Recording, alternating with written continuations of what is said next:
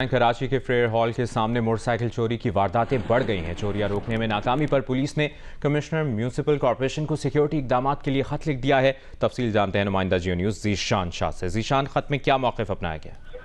जी देखिए, बिल्कुल DG park के ऑफिस में होने वाली एक चोरी की वारदात के बाद में अब पुलिस हुकाम ने म्यूनिसिपल कमिश्नर को खत लिखा है। खत के अंदर जो नुकात लिखे गए हैं उसके मुताबिक फ्रेयर हॉल में मोटरसाइकिल की चोरी के तसलसल में इजाफा हो रहा है, इसलिए फ्रेयर हॉल में कायम किए गए स्टॉल और पथारे गैर कानूनी है। फ्रेयर हॉल में जितनी भी सीसीटीवी कैमरे लगे हैं उनका ना होना भी बढ़ती हुई वारदातों की वजह बताई जा रही है।